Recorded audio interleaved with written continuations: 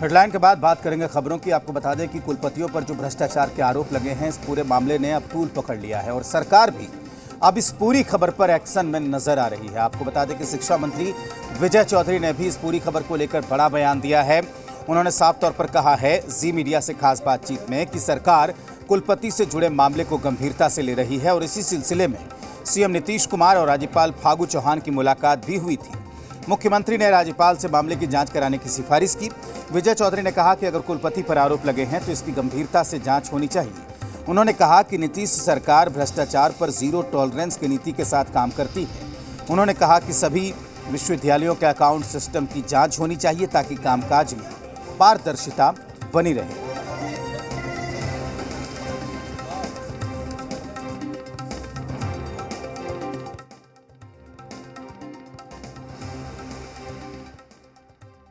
इस वक्त हमारे साथ बिहार के शिक्षा मंत्री विजय कुमार चौधरी हैं। दरअसल पिछले कुछ दिनों में जो बिहार की जो सरकारी जो विश्वविद्यालय हैं और उनमें जो विवाद चल रहा है उनको लेकर हम उनसे बातचीत करेंगे।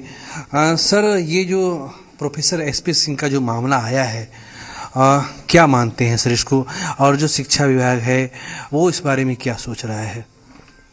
सबसे तो पहले ये समझ लीजिए इसमें विवाद कहाँ है।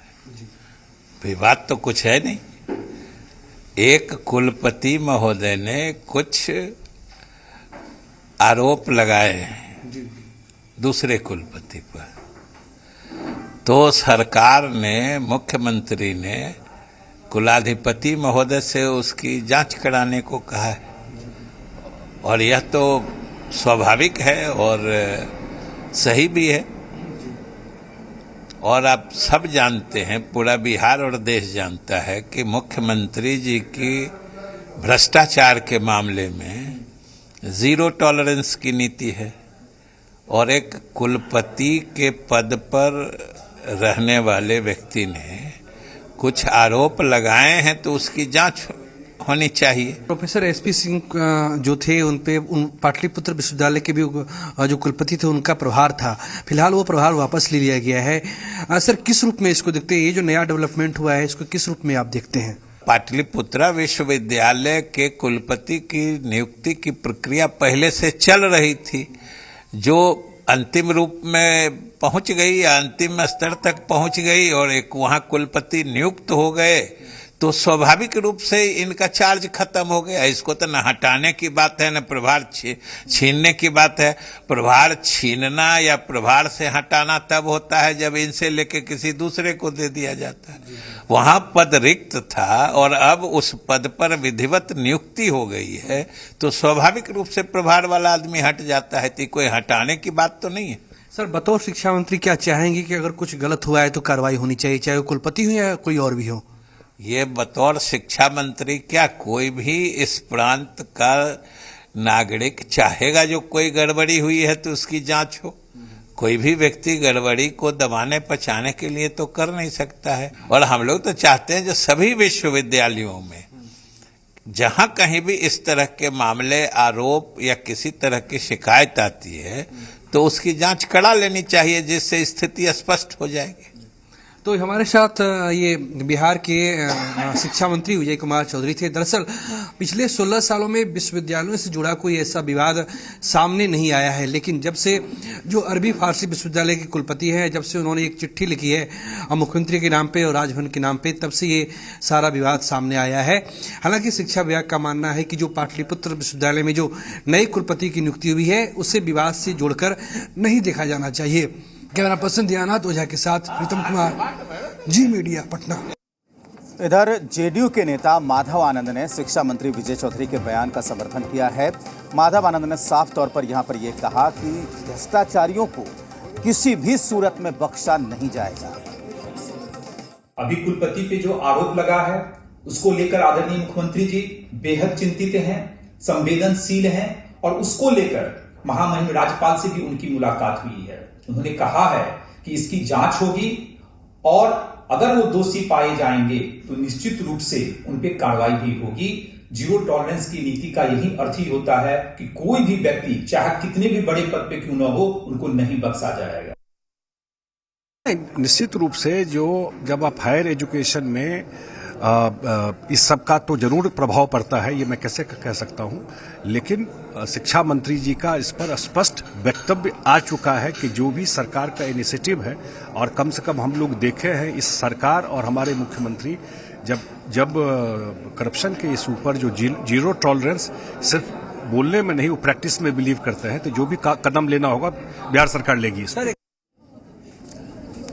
मीडिया संवाददाता आशुतोष इस वक्त हमारे साथ जुड़े हुए हैं। आशुतोष से बात करते हैं। आशुतोष, शिक्षा मंत्री की जो पूरी बात है, जी मीडिया के साथ जो उन्होंने अपनी बात कही है, उसको सुन के क्या ये लगता है कि सरकार मान रही है कि हाँ, कहीं ना कहीं चूक हुई है, कहीं बड़ी गड़बड़ी हुई है और उसको ठीक करेंगे और आगे और कहीं ऐसा ना हुआ हो इसके लिए जांच बिठाएंगे? क्या ये लगता है कि अब साफगोई से सरकार मान रही है? राजेश, एक चीज़ समझने की ज़रूरत है। अभी मामला सामने आया है, बातचीत हो रही है, सब चीज़ हो गया, लेकिन अंदर खाने की क्या बात है? आप अंदर खाने थोड़ा सा पड़ताल करेंगे तो बहुत सारी चीज़ें सामने आएंगी। हायर एजुकेशन को लेकर के गवर्नमेंट की तरफ से पैसे दिए जाते हैं, फंड दिए जाते हैं। एक्सक्यूज़न करना है राज्यपाल को, राज्यपाल उसको एक्सक्यूट करते हैं और स्वाभाविक तौर पर जो भी नियुक्तियाँ होती हैं वो राज्यपाल के थ्रू होती हैं। ये कोई पहला मामला नहीं है। इससे पहले भी जो भी वीसी की नियुक्ति हुई है, कई बार दागी लोगों को वीसी बनाया गया था, जिसको लेकर के राज्य सरकार की आपत्ति रही थी और राजभवन से टकराव चलता रहा था। इस बार चूंकि नया थोड़ा इंटरेस्टिंग मामला आ गया, कॉपी की छपाई और इसके अलावा मानव बल को देने के लिए जो एजेंसी नियुक्त किया जाता है, उसमें सर्विस टैक्स और तमाम तरह के मामले सामने आए हैं। अब थोड़ा सा अंदाज़ा लगाइए कि जिस दिन मोहम्मद कुदूस वीसी पत्र लिखते हैं, ठीक उसके बाद उसके दूसरे दिन मुख्यमंत्री से राज्यपाल की मुलाकात हो जाती है और जिन जिन विश्वविद्यालय में कहीं पेश था वहाँ पर नए सिरे से वीसी की नियुक्ति हो जाती है। यानी एक बात समझने की ज़रूरत है, अगर वीसी की नियुक्ति हो रही है, अगर विश्वविद्यालय में कोई फंक्शन हो रहा है तो उसके लिए सरकार की सहमति बेहद ज़रूरी होती है। लेकिन जो अंदर खाने की बात थी वो ये थी कि अभी वर्तमान में सरकार की सहमति नहीं ली जा रही थी, अपने तरीके से काम किया जा रहा था और जिसका परिणाम ये आया कि जो जहां भी गड़बड़ियां थीं उसको लेकर के एक वीसी ने सवाल खड़े किए। बाद में मुख्यमंत्री की राज्यपाल से मुलाकात होती है, 2 वीसी की फिर से नियुक्ति होती है और लगभग मामला ये माना जा रहा है कि अब ठंडे बस्ते में चला जाएगा। लेकिन बड़ी बात ये है राजेश कि ये मामला छोटे स्तर का नहीं है। ये मामला अगर आप अंदर तक जाएंगे तो और भी मामले गंभीर हो जाएंगे। अब अंदाज़ा लगाइए कि मगध विश्वविद्यालय के वीसी को 1 महीने की मेडिकल लीव दिया जाता है जब उनके यहाँ रेड पड़ती है। तो बहुत सारी चीज़ें हैं, इतना आसान नहीं है। ये ज़रूर है कि मामले को निपटाने के लिए, सलटाने के लिए कई तरह की कवायद चलेंगी, लेकिन इसमें कोई दो राय नहीं है। उच्च शिक्षा को लेकर के बिहार कह सकते हैं एक तरह से चारागाह बना हुआ है और स्वाभाविक तौर पर जब इसी तरह की परिस्थितियां रहेंगी तो आप पारदर्शिता की उम्मीद नहीं कर सकते हैं। लेकिन इतना ज़रूर है कि मुख्यमंत्री ने अगर जांच के आदेश दे दिए हैं, राज्यपाल को कहा है कि आप पूरे मामले पर जांच करवाइए। देखना दिलचस्प होगा कि जांच की रिपोर्ट क्या आती है और उसके आधार पर एक्शन क्या होता है। जी बिल्कुल आशुतोष, और पूरे घटनाक्रम को अगर देखिए, जो आप भी कह रहे हैं कि जिस तरह से मुख्यमंत्री की मुलाकात होती है, जांच की बात कही जाती है, तमाम सियासी पार्टियों के नेता बयान दे रहे थे कि मामला बेहद संवेदनशील है, गंभीर है, क्योंकि शिक्षा जैसे अहम मसले से जुड़ा हुआ ये मामला है और बिहार के स्कूलों की, कॉलेजों की, विश्वविद्यालयों की क्या हालत है वो किसी से छिपी नहीं है। तो ये यहाँ पर ये क्या मान सकते हैं कि किसी बड़ी एजेंसी से या किसी गंभीर एजेंसी से इस पूरे मामले की जाँच बिहार सरकार करा सकती है? नहीं, निगरानी ही इसकी जांच करेगी। जो स्पेशल यूनिट है निगरानी की वही जांच करेगी, उसी के जांच के आधार पर आगे कार्रवाई होगी। और ये किसी को उम्मीद नहीं थी कि इस चिट्ठी वाले प्रकरण के बाद मुख्यमंत्री और राज्यपाल की अचानक मुलाकात हो जाएगी, ये किसी को नहीं पता था। आनंद फानन में सब चीज़ हुआ है। राज्यपाल से मुख्यमंत्री की मुलाकात हुई, उसके बाद राज्यपाल दिल्ली गए, उनकी मुलाकात भी होनी है ऊपर स्तर पर केंद्रीय मंत्री के साथ। तो स्वाभाविक तौर पर कई सवाल उठते हैं, लेकिन ये माना जा रहा है कि अब मामले को सलटाने की कोशिश की जा रही है। कोई ऐसा नहीं है कि अब मामले में और भी बहुत परत दर परत बहुत कुछ खुलने की गुंजाइश है, लेकिन अब मामला जो है वो सलटने की तरफ है।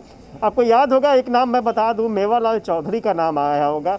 जो कृषि विश्वविद्यालय के वो भी वीसी बने थे और उस वक्त बड़ी अनियमितता की बात सामने आई थी। ज्वाइनिंग से लेकर के और भी तमाम चीज़ें थीं, जिसको लेकर के राजभवन की तरफ से लगातार नोटिस पर नोटिस दिया गया था, न्यायालय का फैसला था उस पर, लेकिन क्या हुआ? कुछ नहीं हुआ। मेवालाल चौधरी बाद में विधायक बने, मंत्री भी बन गए। तो इस तरह की चीज़ें चलती रहती हैं राजेश, और ये कह सकते हैं कि एक सत्ता का खेल है। और जब राज्यपाल और मुख्यमंत्री के बीच मुलाकात हो गई तो समझिए कि अब मामला बहुत ज़्यादा मतलब बनते देर नहीं लगेगा, अब मामला सब चीज़ ठीक हो जाएगा। जांच की बात है, स्वाभाविक तौर पर जब चिट्ठी लिख दी गई है वीसी कुदूस के तरफ से, तो स्वाभाविक तौर पर एक जांच प्रक्रिया जरूर चलेगी। और आम लोग जो है, हम जैसे लोग जो है, वो चाहते हैं कि इस मामले में जांच हो, सच्चाई सामने निकल कर आए। देखना दिलचस्प होगा कि क्या सच्चाई सामने निकल कर आती है। ठीक है आशुतोष, बहुत शुक्रिया आपका पूरी जानकारी के लिए। और जाहिर सी बात है कि जिस तरीके से ये पूरा मामला संवेदनशील है, उसी तरीके से अब